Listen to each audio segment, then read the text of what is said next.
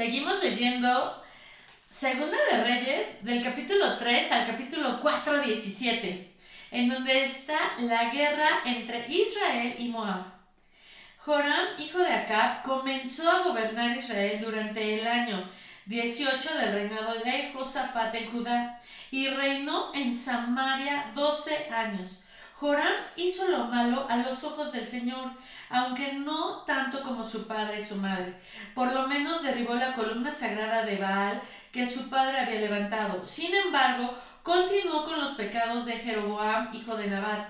Había cometido e hizo cometer al pueblo de Israel. Mesa, rey de Moab, se dedicaba a la cría de ovejas. Acostumbraba pagar al rey de Israel un tributo anual de 100,000 corderos y la lana de 100,000 carneros. Pero después de la muerte de Acab, el rey de Moab se rebeló contra el rey de Israel. Entonces el rey Joram, sin demora, reunió el ejército de Israel y marchó desde Samaria. Ya en camino, envió este mensaje a Josafat, rey de Judá. El rey de Moab se ha rebelado contra mí. ¿Saldrás conmigo a la batalla contra él? Josafat le respondió: por supuesto, tú y yo somos como uno mismo. Mis tropas son tus tropas y mis caballos son tus caballos. Entonces preguntó: ¿qué camino tomaremos? Joram contestó: atacaremos desde el desierto de Edom. El rey de Edom y sus tropas también se unieron a ellos y los tres ejércitos dieron un rodeo a través del desierto durante 7 días. Pero no había agua para los hombres ni para los animales. ¿Qué haremos ahora?, clamó el rey de Israel. El Señor nos ha traído a los tres aquí para que el rey Moab nos derrote. Pero el rey Josafat de Judá preguntó: ¿acaso no hay ningún profeta del Señor con nosotros? Si es así, podemos preguntarle al Señor por medio de él qué debemos hacer. Uno de los oficiales del rey Joram respondió: Eliseo, hijo de Safat, está entre nosotros. Él era el ayudante personal de Elías. Si el Señor habla por medio de él, dijo Josafat. Sí, el Señor habla por medio de él, dijo Josafat. Así que el rey de Israel, el rey Josafat de Judá y el rey de Edom fueron a consultar a Eliseo. ¿Por qué has venido a verme a mí?, preguntó Eliseo al rey de Israel. Busca a los profetas paganos de tu padre y de tu madre. Pero Joram, rey de Israel, dijo: no, ¿acaso no ha sido el Señor quien nos trajo a los tres reyes aquí para que el rey de Moab nos derrote? Eliseo respondió: tan cierto como que el Señor Todopoderoso vive, a quien sirvo, si no fuera por el respeto que le tengo al rey Josafat de Judá, no perdería el tiempo hablando contigo. Ahora tráiganme a alguien que sepa tocar el arpa. Mientras tocaban el arpa, el poder del Señor vino sobre Eliseo, quien dijo: esto dice el Señor: este valle seco se llenará de lagunas. Ustedes no verán viento ni lluvia, dice el Señor, pero este valle se llenará de agua. Habrá suficiente para ustedes, para su ganado y para los demás animales. Pero eso es algo muy sencillo para el Señor, porque Él les dará la victoria sobre el ejército de Moab. Ustedes conquistarán las mejores ciudades de Moab, incluso las que están fortificadas. Cortarán todos los árboles buenos, taparán todos los manantiales y con piedras arruinarán toda la tierra productiva. Al día siguiente, como a la hora que ofrecía el sacrificio matutino, de repente apareció agua. Fluía desde Edom y pronto hubo agua por todos lados. Contra ellos movilizaron a todos los hombres que tenían edad suficiente para ceñirse una espada y tomaron posiciones a lo largo de la frontera. Ahora bien, cuando se levantaron a la mañana siguiente, el sol se reflejaba en el agua de tal forma que a los moabitas le pareció ver rojo, como si fuera sangre. ¡Es sangre!, exclamaban. Seguro los tres ejércitos se atacaron mutuamente y se mataron unos a otros. Hombres de Moab, vamos a recoger el botín. Sin embargo, cuando los moabitas llegaron al campamento de los israelitas, el ejército de Israel se levantó y los atacó hasta que se dieron la vuelta y huyeron. Las tropas de Israel los persiguieron hasta dentro de la tierra de Moab, destruyendo todo lo que encontraban a su paso. Destruyeron las ciudades, cubrieron con piedras toda la tierra productiva, taparon todos los manantiales y cortaron todos los árboles buenos. Lo último que quedaba en pie era Kir Hareset, con sus murallas de piedra, pero algunos hombres con ondas la rodearon y la atacaron. Cuando el rey de Moab vio que estaba perdiendo la batalla, salió con 700 de sus espadachines en un intento desesperado para penetrar en las filas enemigas que estaban cerca del rey de Edom, pero fracasaron. Después el rey de Moab tomó a su hijo mayor, el heredero del trono, y lo sacrificó como una ofrenda quemada sobre la muralla. En consecuencia hubo un gran enojo contra Israel y los israelitas se retiraron y regresaron a su tierra. Vamos a leer la descripción de estos versículos, en donde dice a partir del versículo 1. Leemos que Joram era el rey de Judá, pero 3.1 dice que Josafat era rey de Judá. Cuando los creyentes avanzaban en edad, era común que uno de sus hijos gobernara con su padre. Cerca del final de su reinado, Josafat designó a su hijo Joram para que gobernara junto con él. Joram fue co-gobernador con Josafat durante 5 años. Esto es 853 al 848 a.C. Se vuelve a mencionar en 8:16-24, Joram, rey de Israel, era el hijo de Acab y hermano de Ocosías. Los pecados de los reyes de Israel a menudo se comparan con los pecados de Jeroboam, el primer rey del norte. Su gran pecado fue instruir la idolatría en todo el reino, causando así que el pueblo se apartara de Dios.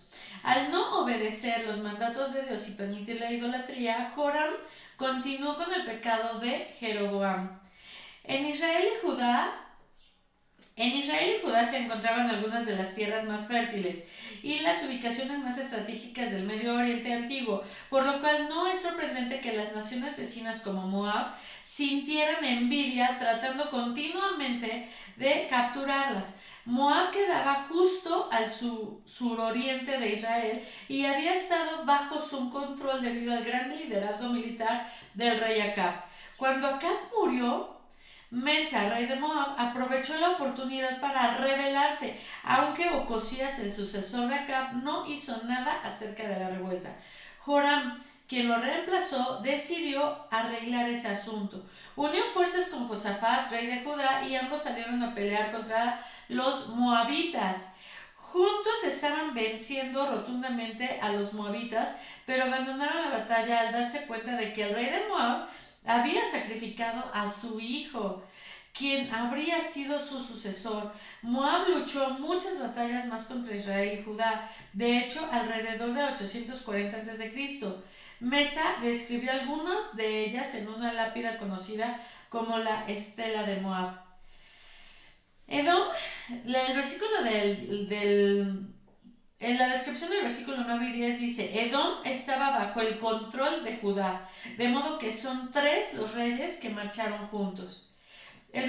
La descripción del versículo 11 al 20 dice que Josafat tuviera que preguntar por un profeta del Señor nuestro muestra que había decaído la adoración al verdadero Dios de Israel y Judá. En los días de David, tanto el sumo sacerdote como los profetas eran consejeros del rey. Sin embargo, la mayoría de los sacerdotes se habían ido a Israel. Los profetas de Dios se consideraban mensajeros de malas noticias. Este milagro predicho por Eliseo afirmó el poder y la autoridad de Dios y le dio validez al ministerio de Eliseo. En 2 de Crónicas 18, el rey Josafat de Judá y el rey Acab de Israel le hicieron un pedido similar al profeta Micaías, pero no tomaron en cuenta el consejo de Dios y sufrieron resultados desastrosos. Y la descripción del capítulo 15 dice: en el Antiguo Testamento la música a menudo acompañaba a la profecía. La descripción del versículo 20 dice, el sacrificio matutino era uno de los 2 sacrificios que los sacerdotes debían ofrecer a diario. Bueno, pues aquí podemos ver que entre reyes todavía vuelven a juntarse entre la guerra de Israel y Moab. Y finalmente aquí Eliseo profetizó que Dios iba a darles la victoria. Así que lo mejor de esto fue que uno de los profetas, cuando ya se habían puesto de acuerdo, yo siento, no sé cómo lo ven ustedes, se ponen de acuerdo, salen juntos y ya que se ven en crisis, ya que no había agua ni para ellos ni para sus animales y todo, empezaron a decir y echarle la culpa a Dios, diciendo que Dios los había llevado ahí para que Moab los derrotara. Y bueno, alguno de ellos, qué bueno, que dijo, ¿hay algún profeta aquí de Dios para que nos diga qué piensa Dios? Y aquí nos muestra cómo todo esto, bueno, ya no tenían la conexión de Dios, tuvieron que buscar a alguien que a ver qué les decía, ¿no? De parte de Dios, pero esto fue ya después de que ellos habían tomado decisiones. Creo que aquí muchas veces nos pasa, digo, que hacemos las cosas y hasta el último nos acordamos de Dios. Y bueno, pues aquí lo más importante es recordar que aunque ya hayamos hecho malas cosas y de repente viene Dios a tu cabeza y le dices, Dios, por favor perdóname, o sea, dime por favor qué hago, ayúdame. Confía en que Dios te va a dar la victoria, porque grande es su misericordia para con nosotros, y así como a ellos les dio la victoria, te lo prometo que también a nosotros nos dará la victoria. Eso me encanta de Dios. O sea, ¿cuántas veces ellos hicieron lo malo delante de Dios? Se volvieron volvieron a no tomarlo en cuenta, a no considerarlo, a hacer su voluntad, le echan la culpa de decisiones que ellos hicieron y después al último lo van a consultar. Entonces, muchas veces digo, esto nada más nos muestra que a veces nuestro corazón sigue siendo el mismo que el que vivía 900 años antes de Cristo. Seguimos haciendo lo mismo. Y Dios es tan lindo y en su misericordia que al día de hoy nos sigue perdonando y nos sigue dando la victoria. Así que, bueno, vamos a tomar eso como algo bueno para nuestra vida, pensando en que no importa lo malos que seamos, la verdad es que Dios nos ama tanto que sabe que cuando estamos verdaderamente arrepentidos, y a veces aunque no, Él en su maravillosa misericordia nos da salidas increíbles. Seguimos leyendo del capítulo 4, del versículo hasta el versículo 17. Eliseo ayuda a una viuda pobre. Cierto día, la viuda de un miembro del grupo de profetas fue a ver a Eliseo y clamó, mi esposo quien te servía ha muerto, y tú sabes cuánto él temía al Señor, pero ahora ha venido un acreedor y me amenaza con llevarse a mis 2 hijos como esclavos. ¿Cómo puedo ayudarte?, preguntó Eliseo. Dime, ¿qué tienes en tu casa? No tengo nada, solo un frasco de aceite de oliva, contestó ella. Entonces Eliseo le dijo, pídeles a tus amigos y vecinos que te presten todas las jarras vacías que puedan. Luego ve a tu casa con tus hijos y cierra la puerta. Vierte en las jarras el aceite de oliva que tienes en tu frasco y cuando se llenen ponlas a un lado. Entonces ella hizo lo que se le indicó. Sus hijos le traían las jarras y ella las llenaba una tras otra. Pronto todas las jarras estaban llenas hasta el borde. Tráeme otra jarra, le dijo a uno de sus hijos. Ya no hay más, le respondió. Al instante el aceite de oliva dejó de fluir. Cuando ella le contó al hombre de Dios lo que había sucedido, él le dijo, ahora vende el aceite de oliva y paga tus deudas. Tú y tus hijos pueden vivir de lo que sobre. ¡Ay, qué bonito! Vamos a leer esta descripción. La gente pobre o los deudores podían pagar sus deudas vendiéndose a sí mismos o a sus hijos como esclavos. Dios les ordenó a los ricos y a los acreedores que no se aprovecharan de esta gente en momentos de extrema necesidad. Esto lo puedes, si deseas ver más información sobre este asunto, puedes verlo en Deuteronomio del capítulo 15 del 1 al 18. El acreedor de esta mujer no estaba en línea con el espíritu de la ley de Dios. El acto bondadoso de Eliseo nos enseña que Dios no solamente quiere que cumplamos la letra de la ley, sino que también seamos compasivos. Este capítulo describe 4 milagros que Dios realizó por medio de Eliseo. Suministró dinero para una viuda pobre. Resucitó a un niño. Purificó un alimento envenenado. Y proveyó comida para 100 hombres. Estos milagros muestran la ternura y el cuidado de Dios para quienes le siguen fielmente. Cuando leemos el Antiguo Testamento es fácil centrar nuestra atención en el juicio severo de Dios sobre los rebeldes y minimizar su cuidado amoroso para los que lo aman y lo sirven. Observar cómo Dios cumple las necesidades de sus seguidores nos ayuda a mantener una perspectiva correcta cuando vemos caer su juicio severo sobre quienes no se arrepienten. Dejemos de poner solamente los ojos cuando Dios se enoja, cuando Dios se molesta, cuando Dios fue esto.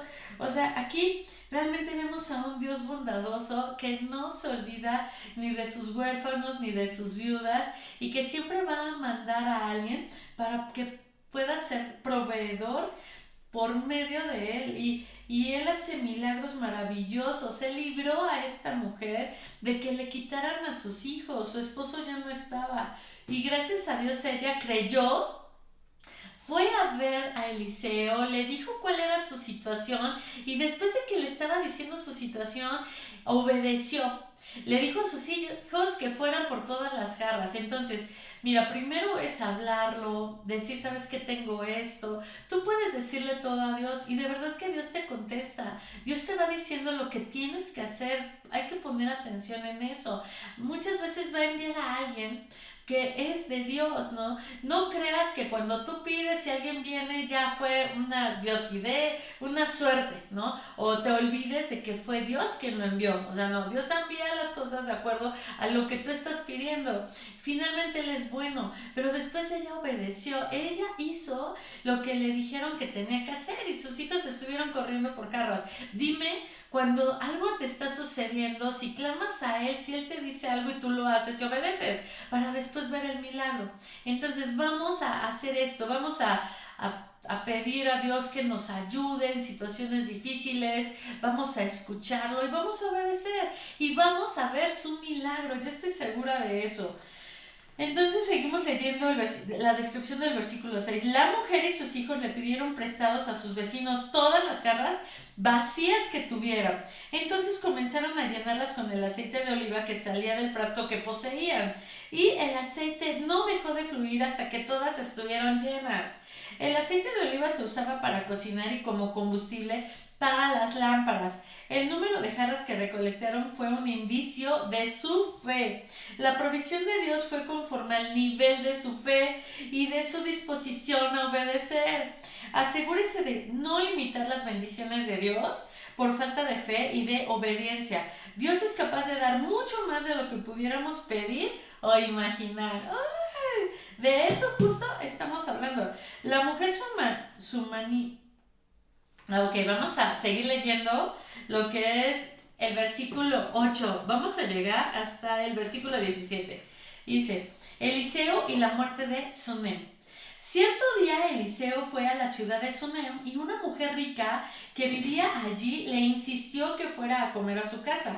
Después, cada vez que él pasaba por allí, se detenía en esa casa para comer algo. Entonces la mujer le dijo a su esposo, estoy segura de que este hombre que pasa por aquí de vez en cuando es un santo hombre de Dios. Construyamos un pequeño cuarto en el techo para él y pongámosle una cama, una mesa, una silla y una lámpara. Así tendrá un lugar donde quedarse cada vez que pase por aquí. Cierto día Eliseo regresó a Sunem y subió a ese cuarto para descansar. Entonces le dijo a su sirviente Giesi, dile a la mujer sunemita que quiero hablar con ella. Cuando ella llegó, Eliseo le dijo a Giesi, dile, agradecemos tu amable interés por nosotros. ¿Qué podemos hacer por ti? ¿Quieres que te recomendemos con el rey o con el comandante del ejército? No, contestó ella, mi familia me cuida bien. Más tarde, Eliseo le preguntó a Giesi, ¿qué podemos hacer con ella, por ella? Ella no tiene hijos, contestó Giezi, y su esposo ya es anciano. Ay. La mujer, llámala de nuevo, le dijo Eliseo. La mujer regresó y se quedó de pie en la puerta mientras Eliseo le dijo, el año que viene, por esta fecha, tendrás un hijo en tus brazos. No, señor mío, exclamó ella. Hombre de Dios, no me engañes así, ni me des falsas esperanzas. Efectivamente, la mujer pronto quedó embarazada y al año siguiente, por esa fecha, tuvo un hijo tal como Eliseo le había dicho. Y vamos a dejar hasta este capítulo, el capítulo 17. Me encanta. Entonces vamos a leer la descripción del versículo 9. La mujer sunamita se dio cuenta de que Eliseo era un hombre de Dios, de modo que le preparó una habitación para que allí se hospedara cada vez que estuviera en la ciudad. Ella lo hizo por bondad y porque sintió que había una necesidad, no por motivos egoístas. Sin embargo, muy pronto su bondad sería recompensada con lo que menos imaginaba. ¿Está usted atento a las necesidades de las personas que pasan por su hogar y su vida, especialmente aquellas que enseñan y predican la palabra de Dios? Aquí nos está preguntando que si tú estás al pendiente de las personas que pasan junto a ti, de sus necesidades y especialmente de las que están diciendo y predicando la palabra de Dios. ¿Estás viendo qué es lo que necesitan, qué quieren, qué piden, qué claman? Ok, ¿qué necesidades específicas podría usted satisfacer? Esto quiere decir que no siempre estés pensando en ti, sino que pienses en los demás. ¿Qué es lo que podrías satisfacer? Dime qué es. Tome la iniciativa y busque una manera de ayudar y servir. Vamos a buscar una manera de ayudarles y servirles. Y hasta aquí llegó esto. Llegamos a terminar lo que es Segunda de Reyes, del capítulo 3 al capítulo 4, 17. El día de hoy Dios nos está exhortando a no solamente pensar en nosotros, ¿no? También poder volver y ver a los demás. Vamos a orar. Señor, yo te doy gracias por tu palabra. Gracias, Dios, porque hemos aprendido que no importa, Señor, si nos equivocamos. Tú en tu misericordia siempre nos perdonas, nos ayudas, nos das la victoria. Y de la misma manera que si nosotros volteamos a ver por los demás, Señor, no solamente por nosotros, especialmente por las personas que están hablando tu palabra, definitivamente, Señor, mayor bendición tú traerás hacia nosotros. Porque, pues finalmente, si no es por nosotros, Señor, tú utilizas a alguien más, ¿no?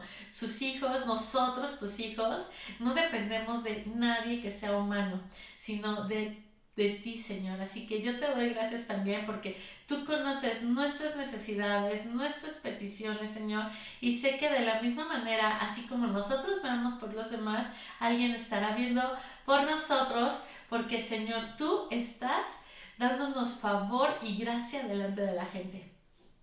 Te pido que bendigas a las personas que están a través del canal, Señor, nuestras necesidades y deseos. En el nombre de Cristo Jesús. Amén. Te mando un fuerte abrazo y seguimos leyendo el Salmos del capítulo 140 al versículo del 1 al 13. ¿Ok? Corto el video, pero recuerda que seguimos leyendo porque vemos una parte del Antiguo Testamento, Salmos, Proverbios y Nuevo Testamento.